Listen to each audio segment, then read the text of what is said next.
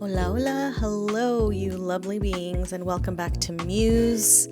I'm your host, Dámaris, artist and multi-passionate creator, sharing about creativity, personal growth, and how they intersect when it comes to self-expression. And I'm just so excited to be here another week. I love being able to create these episodes. I hope you're having an amazing, fabulous week, and so stoked to be talking about a topic that I am really passionate about, as you can probably hear it in my voice. I want to start by kind of recapping this month's themes and where we want our headspace to be as we're coming into June, and what that has been bringing up for me, and maybe for you as well, as at least here in Vancouver, we're in summer, kind of getting into summer mode, and it's getting warmer, and that just brings out different energy, right? Just like different seasons.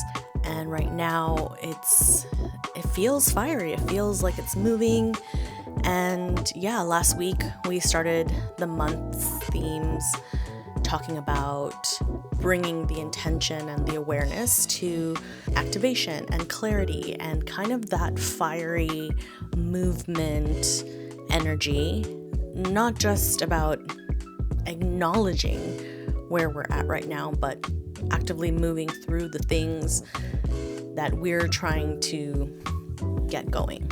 I spoke about it last week, about feeling super aligned with kind of the themes of this month and where I'm actually at the moment, and how I feel it's playing out so real for me, even though I kind of thought about all these topics way before I started the podcast, because it was just things that I wanted to talk about, but they are very much aligning with the person that I'm becoming and am shifting into, and the topics are just totally aligning with that conversation. And I think that that's so cool and so organic in the way that these things kind of work out when you think you're planning it ahead, and it's almost like the universe is bringing all these things in the timing and in the place that you didn't think it would be impacting you, but it is.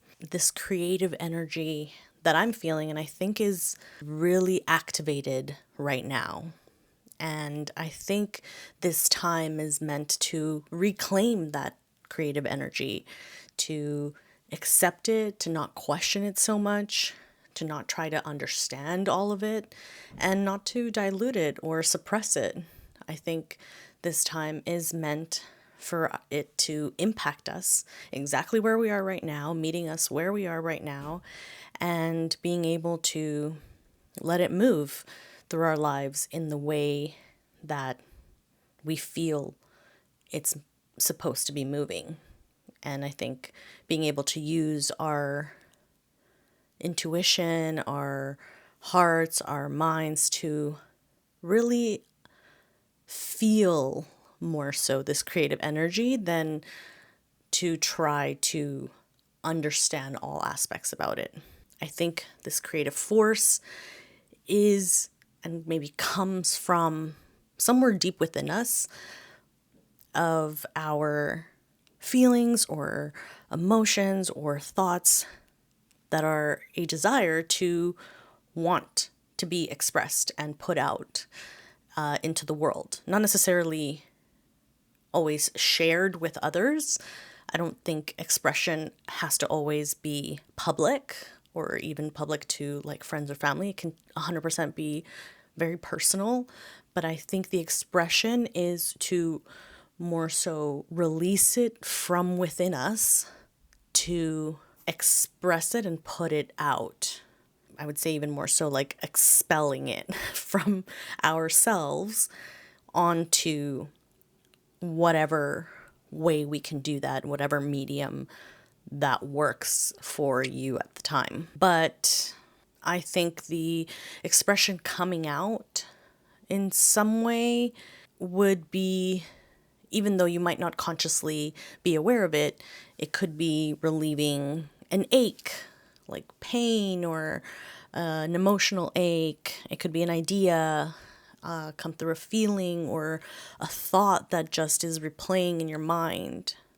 Something that has to move without there always being like a solid reason.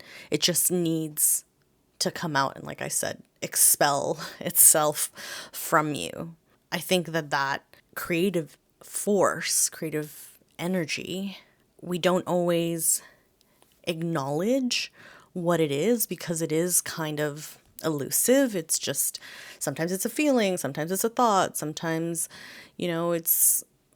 it's just a sensing of something having to come out in that moment. And obviously, we're not always in a space or in an awareness that we can stop what we're doing to put something out and express it. I have found that because it's so dependent on the situation or what I'm feeling or thinking, and it's not so clear that having ways that I can release this energy and this creative force at any given time that can be easy for me or sometimes will take more time is really good tools to have in your toolbox to be able to feel like you're not suppressing a desire to express. I do think that desire and expressing your desire is so important in our creative lives and in our creative work. Without it, and if you continue to suppress it or not acknowledge it, I think it will continue to build, and it does create other issues within our creative work, feeling blocks or stagnation or just no connection to our work, because in the times that we're needing to express, we're not doing it for whatever reason. I mean, there could be many reasons why we can't in that moment, but there has to be a time that we are putting to try to release those expressions and those desires. And I've always wondered where the drive and this desire actually come from. Like, do you need one to have the other? Or what happens when you don't have drive, you don't have desire, or you feel like you've lost them both? How does that actually impact you as an individual, impact you in your work?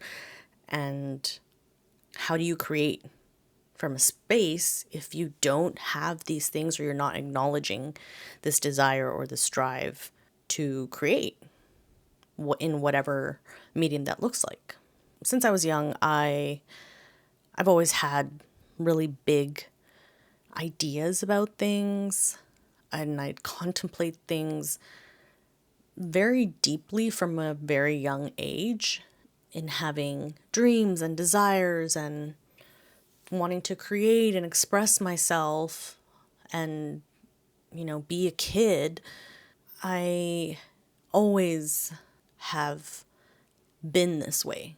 Even seeing myself in comparison to my two siblings, my younger siblings, I've definitely always been someone that has wanted or had the desire to experience as much as I possibly can in this life, in every aspect, like in experiences physically, trying new things, in learning. I think my curiosity for life and just learning and absorbing knowledge and having things move me, whether it's music, dancing, connection with people.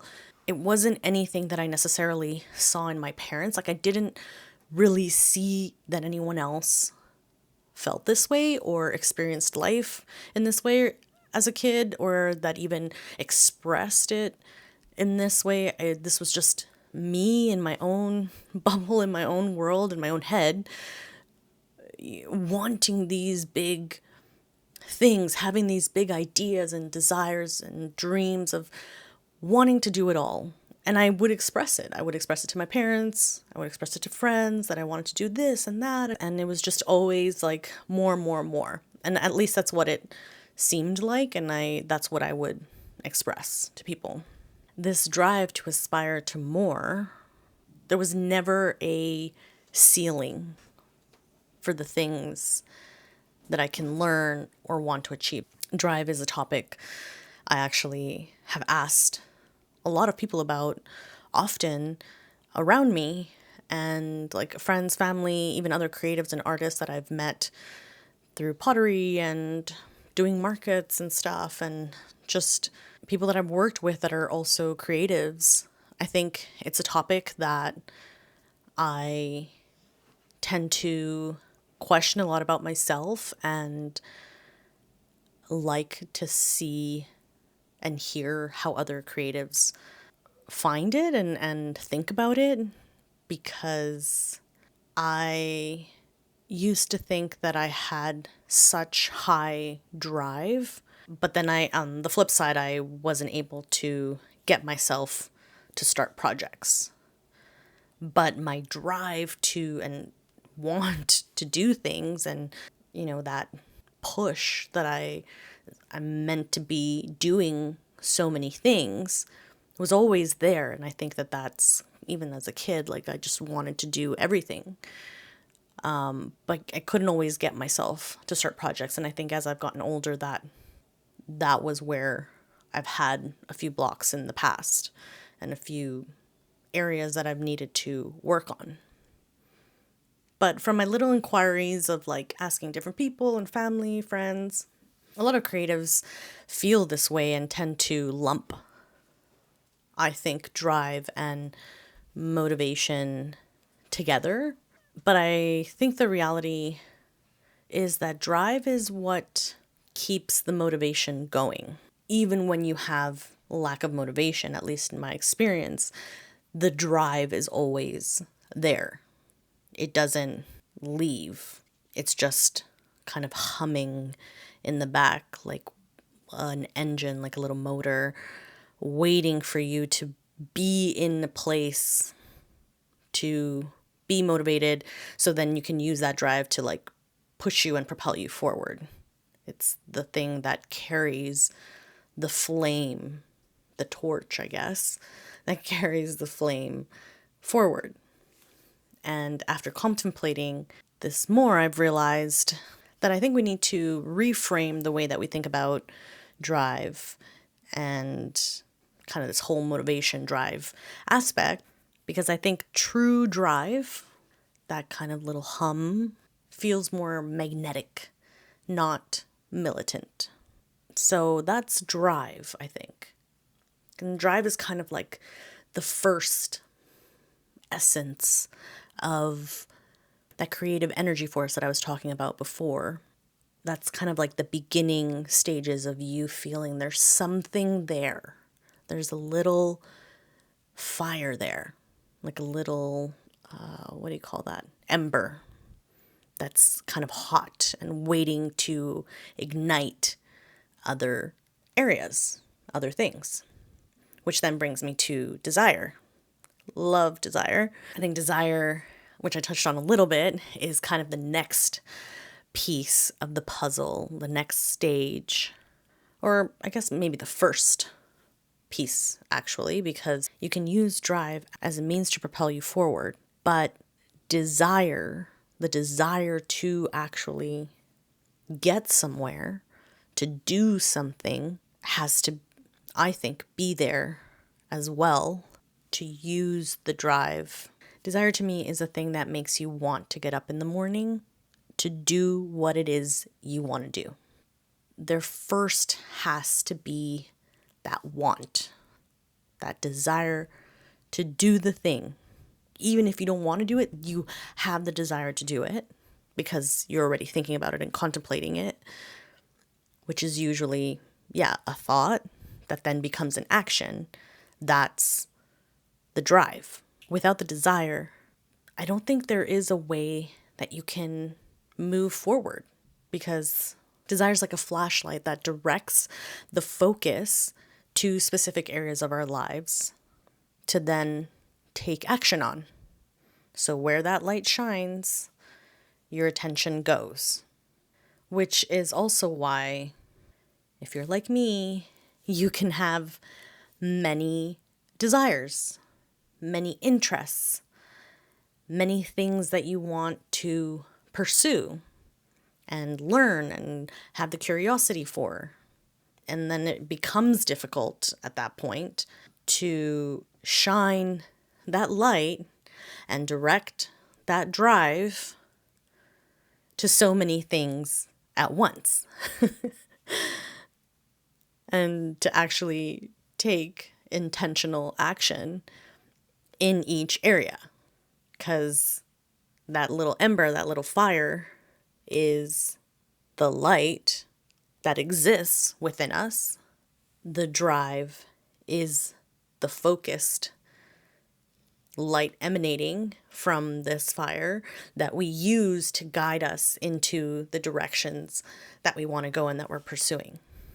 Thinking about this shift that happens from when you're young, when the whole world is ahead of you and you're being told and you think that you have the whole world ahead of you.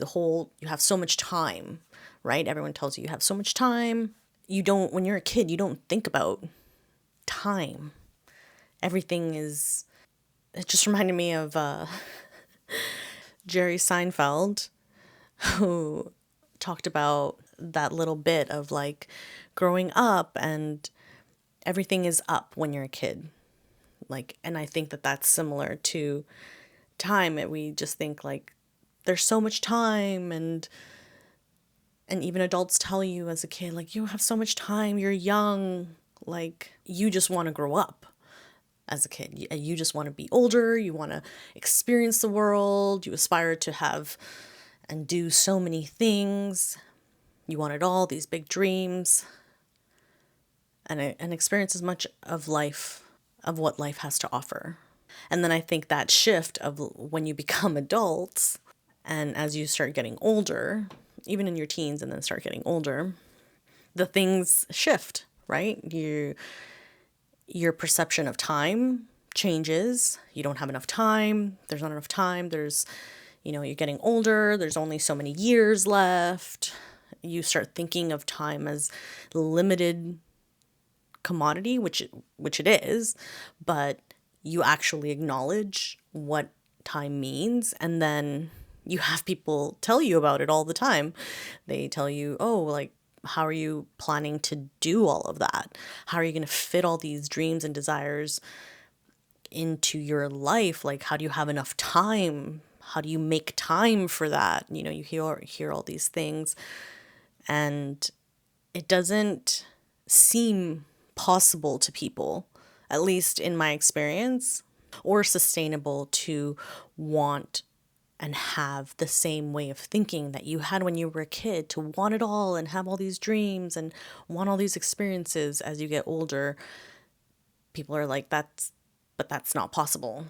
Like, you can't possibly think you're going to do all of that. Or how are you thinking of sustaining that? How are you planning to make time for that?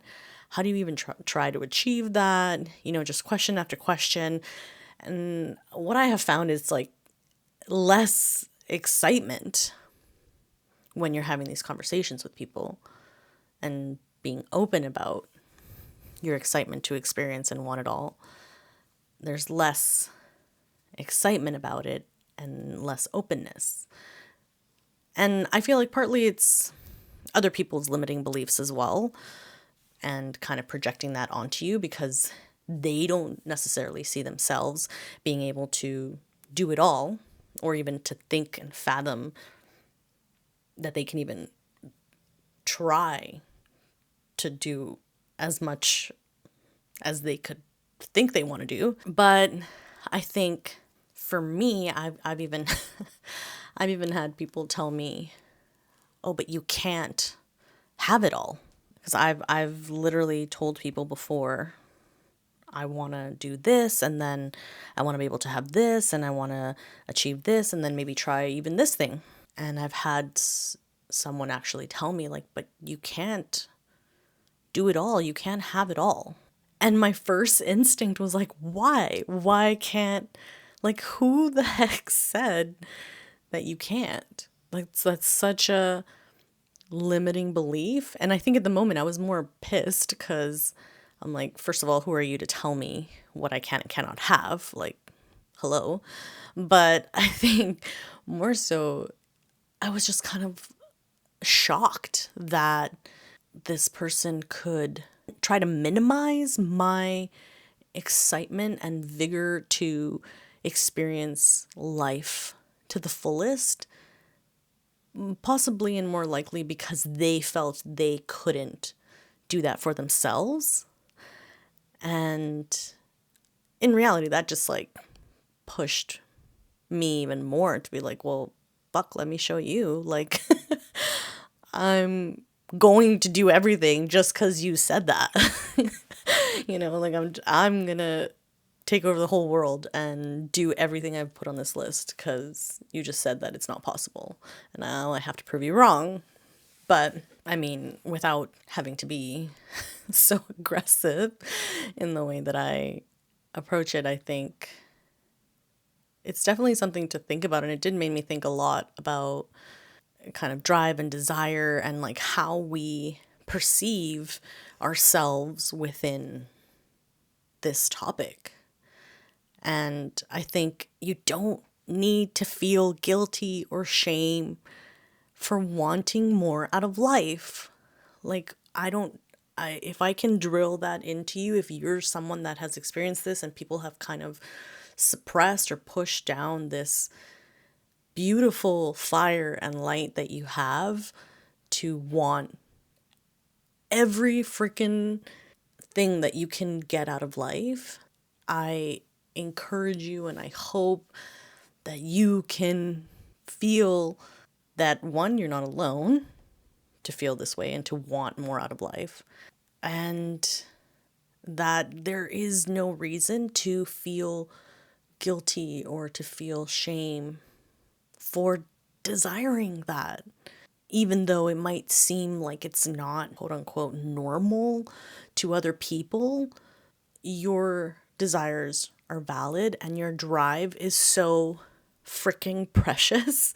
It's so precious because not everybody has this quality. If anything, I think you need to continue to feed these areas of your life so that they don't burn out, that they don't die down. Because that's what happens when you suppress your desires and your drive. They just become these little ashes. I hope they don't get to the point that they're just like ashes, that they can still be embers and they're still there. But I think over time, it does become nothing.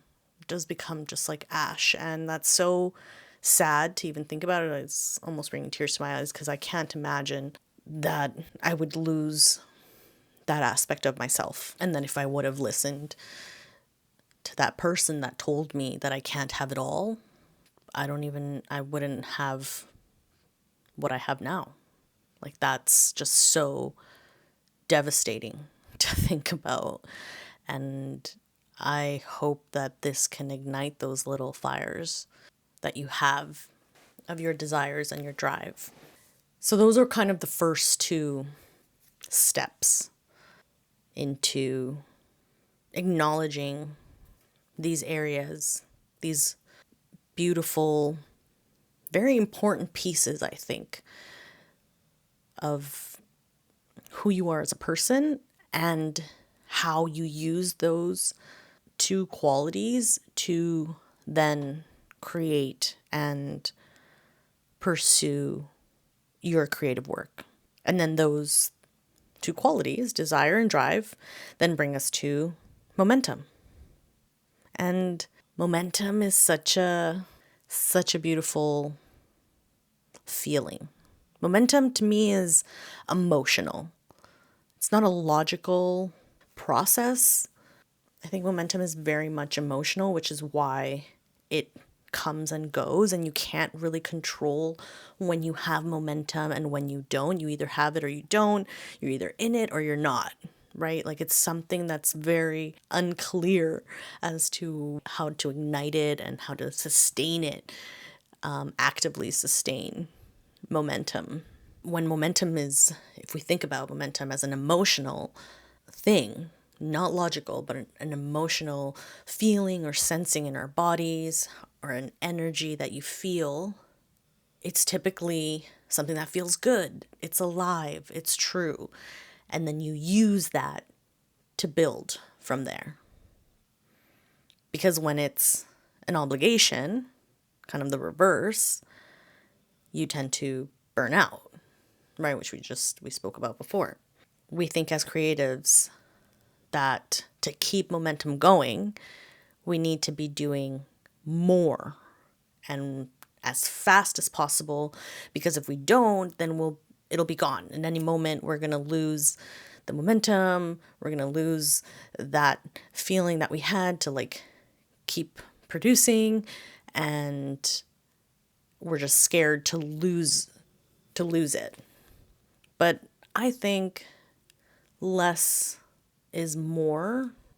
I think it's less about more, like doing more or more quickly, and it's more about meaning. And I think if we can shift a little bit how we think about momentum, maybe we can make it sustainable so that it is something that we can tap into when we need it, and start chasing truth-based motion versus an obligation and a maximizing of what momentum is in that moment by trying to do more. I've always thought that momentum is, like I said, this beautiful feeling that you randomly kind of get the motivation, and it comes in 1 second and then it goes, and that was great and now it's gone. The next thing you know, yeah, you don't know where it went. You don't know where the momentum went, and you had motivation to do it and now you don't. So now there is no momentum and now you're stuck again. That fuel that you had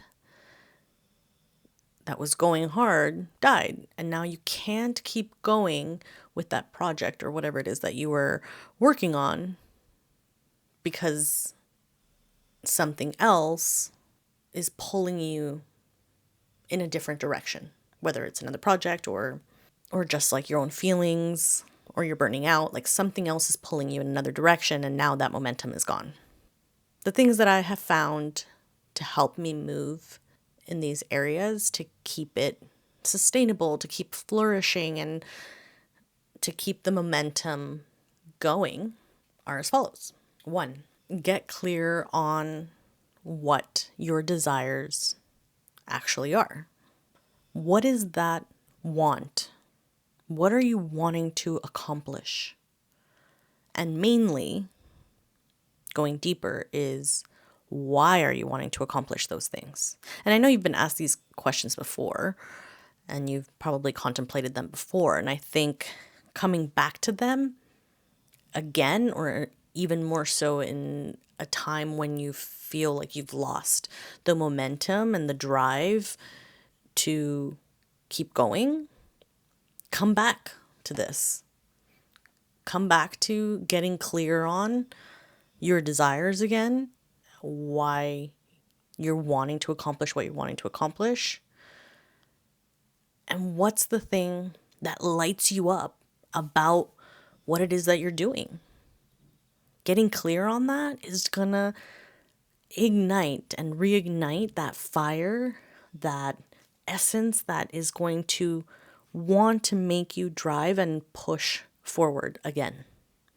And maybe we'll give you clarity as to where you're wanting to put that energy now versus maybe how you were doing it before. So I think that's definitely number one. Number two, once you have that clarity, use that clarity to get into next step mode. So aligning your plans to start to drive towards your goals and aspirations, which means use your drive to accomplish the next move of your project and to keep you moving forward, essentially. Now that you have that clarity, how do you align what it is that you want, the things that light you up? How do you align that with the next steps in your plan? How does that, if needed, change or shift? And how do you use now that drive and that reignition to continue to move you forward? I think to connect with others, kind of in this step, so you've gotten clarity and things like that, but connecting with others that are maybe on a similar journey or path as you, that are also maybe either struggling or wanting to find kind of an accountability partner, could be a great way that you can check in with yourself on your steps in your project, and you both have someone else that's helping you to stay on track. Because once you have that clarity, you still need to create and have movement in those areas. So be super clear on the plans so you can come back to them at any time that you might step away or you fall off, and having someone that can kind of check you is great if you do have that. If not, maybe you find time or a way that you can continually check back in and reflect every week, do a recap, what's working, what's not, and be able to reassess these areas, even if they're small aspects of the project. Okay, for this next aspect of the project, I am going to need to dedicate more time, or I can actually have more time for myself and not do as much work. So I can step back a little bit, and adjusting and pivoting as you need. If you can continually come back to being clear on your plans and then finding a way to take action and coming back to taking action is so powerful. It doesn't matter where you are on your journey. It's such a meaningful thing to be able to do that. And little side note, I'm actually working on a tool for this specific thing coming soon. So stay tuned. I'm really excited about it. But it is going to be a tool of being able to come back with clarity when you fall off your plans, when you have to step away from work. And yeah, we're going to get into that in the next couple weeks, and I'm so excited to share more about that with you all. But number 3, use momentum to keep coming back to your work like a check-in. So I kind of touched on that a little bit in the last one, but the momentum aspect is the key here. Use it to see where you're at, not just a check-in in your work, but more emotionally, mentally, physically. How are you doing? Right? Sometimes we forget to actually check in with all these other areas besides our checklist that we've made of things that we need or feel we need to be doing. But how are we actually doing? Right? So keep coming back to what you've accomplished already and use that motivation to keep moving forward. Like I mentioned last week and talking about the 3% of work is the momentum to keep moving forward to the next step in the plan. And being able to clock yourself emotionally, mentally, physically, if there are things that need to change or we need to acknowledge, then that helps us to do so without having to get to a point where now we're falling off or we're having to step away from our work. I was watching a video, it's like super short video on YouTube, and it was a video of Tim Ferriss, and he was having an interview or doing an interview with a film director named Robert Rodriguez. I'd never heard of this man before. I've heard of Tim Ferriss and I've seen and followed him. I was interested most in this video just because it was short, and I'm like, oh, Tim Ferriss normally, I find him to be really good at interviewing and asks really good questions. And the caption was having to do with identity and how we see ourselves and what we say to ourselves is and does play such a huge role when we are moving towards our goals and our dreams. And I thought that it was so interesting how he worded it. I think maybe just similar to last week. I think it just really aligned with where I'm at. He was talking about how when he was first becoming a film director, or I think even before he became a film director, he was just like kind of doing different things. He's editing, he's trying to get in film and things like that. And I don't know if he personally was one to use this term, but he would hear other people as well, kind of in the industry, talk about themselves being an aspiring whatever. They're an aspiring filmmaker, an aspiring artist, whatever. And I have heard people in the creative world use this terminology, and I never really paid attention to it before because I get that you are on this journey, right? Like, to me, aspiring is like you're on this journey, you're like wanting to get to this point in your life. And I think that that's so cool. And we're all on a journey. We're all like exploring and trying to become the people that we want to become. But he made a point about using that when you're kind of introducing yourself or when you talk about yourself, and how you saying aspiring to something is meaning that you're on this journey. That's literally what it means. So if I'm saying I'm an aspiring artist or a creative or whatever, or even when I was doing pottery, if I'm an aspiring ceramicist or potter, it doesn't really say what I am. It says that I'm on a journey, right? Aspiring means you're on this journey, you're on this path. You haven't quite made it, so you're not actually a potter or a ceramicist.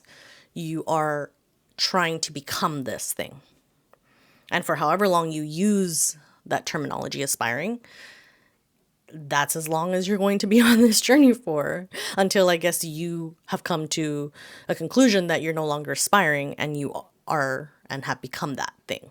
And he was saying how he did this for himself. He changed the way, I guess maybe he wasn't saying it out loud, but maybe the way he was thinking about it, what he called himself. And he made a business card for himself that said film director, something else, and like editor, something like that. And he said, when I give this card to people, it's telling them exactly who I am. This is an identity sign, I guess you would call it, like an identity figure that people can come to know about him. And then by him having this very tangible, clear message of who he is, then makes him have to step into what he's calling himself to be. So if he's calling himself a filmmaker, and this is who he is, it says on his card, he's giving it out to people, even though to some degree he feels like he's still aspiring, it says there that he is actively a film director. And then because of that, he actively becomes a film director, and he is one, and he's living as one, and he's working as one. And it's such a clear switch. Like, it's so small, the switch in the terminology, but it's very clear. And even if we don't say these things out loud, and if we think about them to ourselves in our mind, and that's how we talk to ourselves about what we're doing, I think that that is so critical in how we view ourselves and our work and how we're moving forward to become those people that we say we want to become. Because if I said I'm an aspiring artist, I'm not an artist yet. If I say I'm just a creator, I'm an aspiring creator, then I'm not actually creating. And I think that was something that I did maybe unconsciously back then when I was doing pottery, because even though I was new to pottery, I hadn't really gone to school or anything like that, there was nothing on paper that was really telling me and telling others that I am this successful potter or ceramicist. I knew that I was, because that's what I'm doing, and that's what I wanted to call myself and become. So if I want to become something, then I have to say that I am that thing. So if you are wanting to become a painter, a writer, an artist, a filmmaker, say that you are those things. You're not aspiring to be those things. That is the journey that you're already on, right? But if you say that you already are those things, and when you introduce yourself to other people and they say, oh, what do you do? Like, what creative projects are you working on? Or like, what are you doing on the side besides your 9 to 5? It's like, oh, I'm a filmmaker. Oh, I'm actually an artist as well. Because your identity is what you call yourself. And I think that really ties into how we view ourselves, and that desire and passion and drive to push us forward and to want to continue to come back to our work is so important. And if we can pivot and change the way that we think about ourselves and how we view the work that we're doing, that is going to ignite that drive, that desire, that passion and movement to continue our journey to the person that we say we are. And I think that that's so beautiful and like so exciting that such a small shift can really make such a big difference in our lives and in the people that we want to become. And I mean, and if you've been feeling like your energy mentally, emotionally, and even physically is shifting or has shifted as we hit this halfway mark of the year, this kind of reset time, because I do feel that this month and kind of the halfway point of the year does start to get us to reflect again a little bit, even subconsciously. We just do it as things are shifting and energy's moving and the season's changing. It's no accident if you are feeling these shifts, because I am. I definitely am. And the mid-year is the perfect time to realign to your desires, to reset the direction of where your drive is leading you, where your attention and your focus are going to. And I think it's time to shake off that stagnant energy and recommit to the things that you still want. Because time is so precious. And yes, there is a limited amount, but it doesn't mean that you can't use all of it. Every second, every ounce of your life to pursue the things that you want. There is still time, always, to set fire to the rest of this year. I'm not even talking like years. I'm talking like now, right? There is time. There always is time to come back to your work, to your desires, to your dreams, and to set fire to the rest of this year. not in a hustle culture way. We're not pushing because we have to. We're pushing because we want to, in an intentional way.